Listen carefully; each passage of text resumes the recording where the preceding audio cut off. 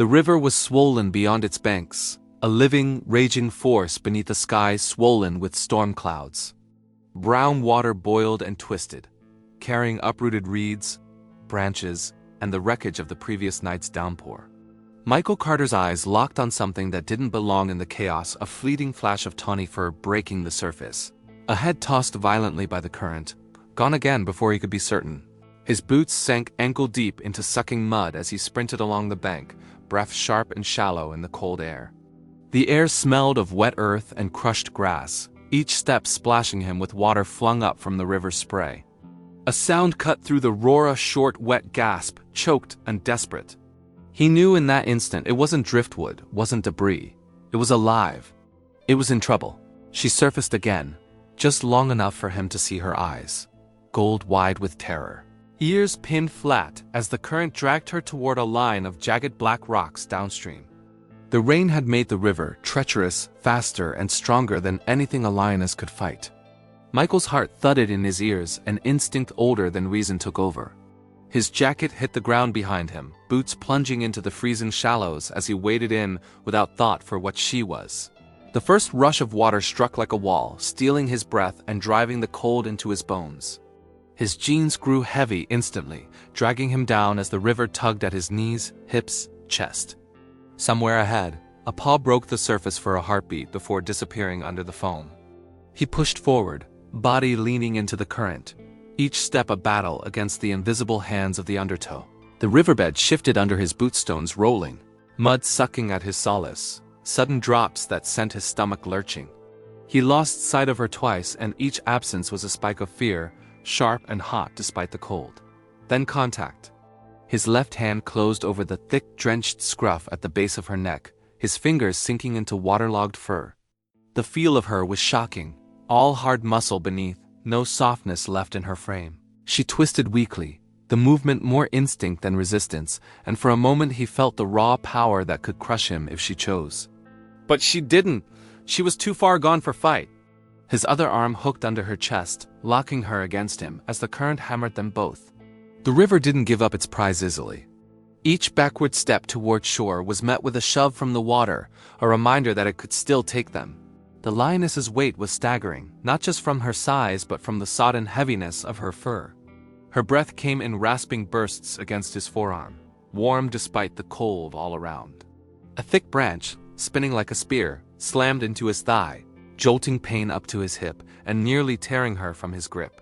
He cursed under his breath, tightened his hold, and pushed on. The water boiled around their waists, then thighs, then knees. But even in the shallows, the pull was strong enough to stagger him.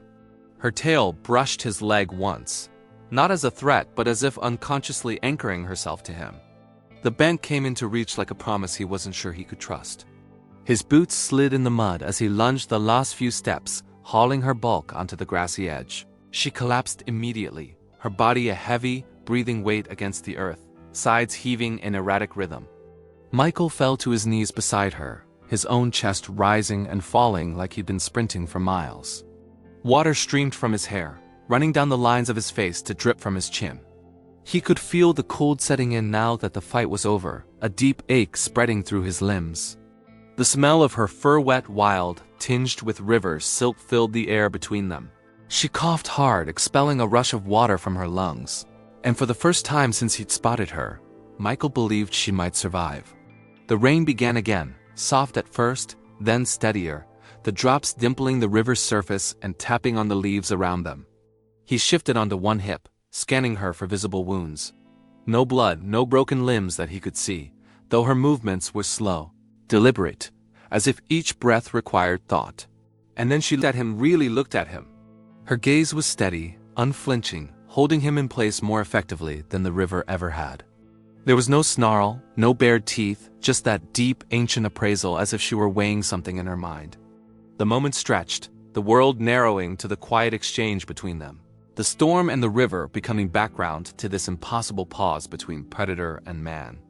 A sudden shift in her body broke the fragile stillness. Muscles bunched beneath her soaked coat, a ripple of power running from her shoulders to her haunches. Michael's instincts screamed at him to back away, but the slick ground held him where he was, boots half buried in mud. Her head lifted, water dripping from her whiskers in slow trails. The golden eyes never left his face, but now they were sharper, more focused, alive in a way they hadn't been moments ago. His breath caught. If she lunged, there would be no time to react, no space to run. The river roared behind them, its spray brushing the back of his neck, cold and sharp as a warning. She rose, unsteady but deliberate, her paws sinking deep into the wet earth with each shift of weight. Michael tensed, ready to shield his face with his arms, heart hammering against his ribs. But instead of springing forward, she stepped once, twice, and then stopped. Her massive head tilted slightly, the movement almost curious. A low sound escaped her, not the guttural growl of warning he expected, but something softer, almost questioning. The rain pattered on her back, turning her fur into a dark matted cloak that clung to the sculpted lines of her body. She blinked slowly, and in that blink, the tight coil of fear in Michael's chest began to loosen. A breeze carried the smell of wet grass and distant acacia blossoms across the riverbank. Mingling with the musk of her damp coat, Michael found himself watching the way her sides expanded and contracted, the rhythm steadier now, no longer gasping. She took another step toward him, slow enough that he could see each muscle shift under her skin. His hands twitched in his lap, unsure whether to hold them still or raise them in some instinctive, human gesture of peace. She closed the gap between them until her shadow fell across his knees, the sound of her breathing louder than the river's churn. Then, without warning, she lowered her head, not in threat, but to press her nose lightly against the back of his hand. The touch was brief, almost hesitant, as though she were testing the shape of his scent. The heat of her breath lingered on his skin, carrying with it the faint, metallic tang of river water. Michael exhaled slowly, afraid any sudden movement might shatter this fragile truce. The world around them blurred, the bank, the rain, even the ache in his legs fading into the background of this impossible moment. Her whiskers brushed his fingers before she drew back again, eyes flicking toward the tree line beyond them. Michael followed her gaze and saw movement, a pair of shapes emerging from the shadows beneath the acacias. Cubs, two small, gangly-legged lion cubs, their fur darkened by the rain, stood at the edge of the clearing. Their wide eyes darted between their mother and the stranger kneeling beside her. The sight stole his breath. She hadn't just been fighting the river for herself. She'd been fighting to get back to them. The cubs hesitated, ears flicking nervously at the sound of the river, but their mother turned her head and gave a short, almost imperceptible huff. That was all it took. They bounded forward, splashing through puddles, their paws clumsy in the wet grass. Michael stayed perfectly still as the first cub reached her, pressing its small, trembling body against her chest. She lowered her head over it protectively, then looked back at him, her gaze holding a weight he couldn't quite name. Gratitude, recognition, something older than both. For the first time since pulling her from the water, Michael allowed himself to smile, not broadly, but enough that the tension in his jaw eased. The rain eased to a fine mist, soft against his skin. He realized that his own shivering had stopped, replaced by a quiet warmth that came not from the air, but from the fact that he was still here, still breathing and sharing ground with a creature that should have feared or hated him. Instead, she had allowed him close. And in the wild, permission like that was rarer than survival itself. The river's voice deepened, a guttural rumble beneath its roar, as if warning them that it wasn't finished. Michael glanced over his shoulder and saw the waterline creeping higher, swallowing the muddy bank where he'd been kneeling minutes earlier. Broken branches and chunks of earth tumbled into the current, vanishing as if they'd never been. He looked back at the lioness. She was still watching him, but her ears flicked toward the noise of the water, alert. The cubs pressed closer to her sides, their small bodies shivering not from cold, he thought, but from the unfamiliar violence of the river. If they stayed here, the bank would soon give way beneath them. Michael rose slowly, boots squelching in the soft earth, and took a careful step backward toward higher ground. The lioness's gaze followed him, unblinking. He motioned with his hand toward the slope leading up from the river, though he knew she wouldn't understand the gesture in the way another human would, but she seemed to read his intent. Her muscles tensed, and with a low chuff to her cubs, she began to move. The three of them stepped away from the waterline, their paws leaving deep impressions in the wet grass. Michael kept his pace even, neither rushing ahead nor lagging behind, matching their rhythm like an unspoken agreement. The ground rose gradually, but the climb was slick and uneven. Loose stones shifted underfoot, hidden beneath grass weighed down by rain. The smell of wet soil grew stronger with each step, mingling with the musky scent of the lions at his side. Michael's eyes kept sweeping the tree line, searching for movement. The savannah was quieter here than it had been by the river Too Quiet. He'd learned long ago that in the wild, silence could mean safety, or it could mean that every creature was waiting for something to happen. His hand brushed against the coarse bark of a low acacia as they passed, grounding himself in its roughness. Halfway up the slope, the lioness paused abruptly, her head snapping toward the right. Michael froze. Her ears rotated, her eyes narrowing into sharp points of gold, fixed on a patch of tall, rain-darkened grass. He followed her stare, and at first saw nothing. Then the faintest ripple moved against the wind. The air shifted, carrying a scent that was sharper, more acrid than the earthy rain. Michael's gut tightened. Hyena. He'd dealt with them before. Knew their scavengers' patience and their boldness when they thought the odds were in their favor. Alone, a lioness could drive them off easily. But with cubs? That changed the balance. The cubs hadn't seen the danger yet. They nosed at the ground, chasing the smell of some hidden insect. Michael's eyes scanned the grass until he caught a glint eyes, low to the ground, watching. Another flicker appeared farther left, more than one. The lioness stepped forward, placing herself between the cubs and the grass. Her tail twitched once, a controlled movement, but the message was clear. Stay back. Michael's pulse picked up, but he forced himself to remain still, to trust that sudden motion wouldn't trigger the wrong reaction from either predator. He didn't have a weapon, only the terrain, his voice, and his presence. The grass ahead rippled again, closer now, and a guttural whoop broke the still air. The sound carried, bouncing off the slope and into the open sky, answered by another call from farther off. The hyenas were talking to each other, gauging their approach. Michael's eyes met the lioness's for a split second. She didn't move her gaze away from the grass, but her breathing had changed slower, deeper, readying herself. The cubs finally sensed the shift and huddled tighter against her, their small bodies trembling in sync. A flash of movement erupted from the grass, a spotted body breaking into the open at a run. Jaws open, eyes fixed, not on the lioness, but on the cubs. Michael didn't think. He stepped forward, planting himself between the charge and the family, his boots sliding in the wet soil. He shouted, a deep, raw sound pulled from somewhere instinctive and primal, and threw his arms wide. The hyena faltered mid-stride, thrown off by the unexpected human interference, but didn't fully retreat. The lioness seized the moments, surging forward with a roar that split the air. It was a sound so deep it seemed to vibrate through Michael's bones. The hyena skidded, snapped its jaws once in frustration, and wheeled back toward the safety of the grass. The answering calls faded, retreating into the distance. The rain had stopped entirely now, leaving the air thick and heavy. Michael's breath came hard, but he didn't move until the lioness did.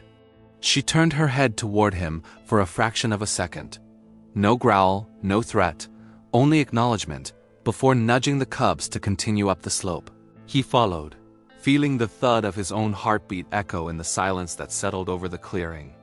The danger had passed, but the memory of it lingered like the smell of the storm, clinging to the air. They crested the slope, leaving the roar of the river behind, but its echo seemed to follow in Michael's chest. The ground leveled into a stretch of open savanna, the grass still heavy with rain. The late afternoon light broke through a tear in the clouds, casting gold across the wet blades, turning every droplet into a bead of fire. The lioness paused at the edge of this open space, scanning the horizon with slow, deliberate turns of her head. Her cubs pressed against her legs, impatient to move on, but she stayed still.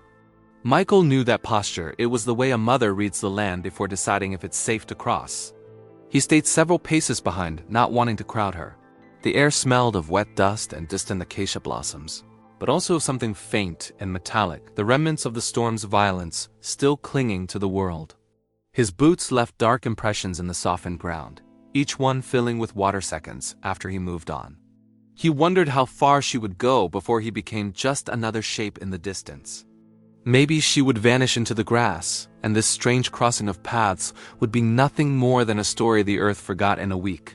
But a part of him, deep and unshakable, hoped she would acknowledge him one last time. She began to walk, slow and sure, the cubs trotting on either side of her. Their small paws barely disturbed the grass, though their clumsy steps made them stumble now and again. Michael followed for a dozen paces before deciding this was far enough. He didn't want to push his luck. He stopped, letting the distance between them grow. The lioness didn't turn back at first. She kept her eyes forward, her shoulders rolling with the smooth, silent strength that defined her kind. The sun dipped lower, its light warming the crown of her head and outlining her in gold. Then she stopped. The cubs took a few more steps before realizing, circling back to stand beside her. Slowly, so slowly that Michael wondered if he imagined it, she turned her head over her shoulder. The look was different from before. The sharpness was gone. Her gaze softened, the way the horizon softens when rain lifts. The distance between them felt charged, not with fear this time, but with something quieter, deeper. Her chest rose and fell once, and then she did something that made his throat tighten. She took a step back toward him. She closed half the distance before stopping again, her cubs hesitating but not frightened. Michael's breath caught as she lowered herself onto her front legs, bringing her head level with his waist. The gesture wasn't submission, it was an allowance. Carefully, she reached forward and pressed her forehead against his thigh. The weight was solid, warm, and impossibly gentle for a creature built for power. The contact lasted only a moment, but it carried the unspoken weight of trust given freely, without debt. When she drew back, her golden eyes lingered on his face for a heartbeat longer before she turned away. This time she didn't look back. She walked into the tall grass, the cubs bounding after her, their small bodies disappearing one by one into the sea of green. Michael stood where he was, boots rooted in the damp soil, watching until even the faint sway of the grass where they had passed was gone. The savanna swallowed them in its vastness, leaving only the memory of their shapes and the warmth still ghosting against his leg.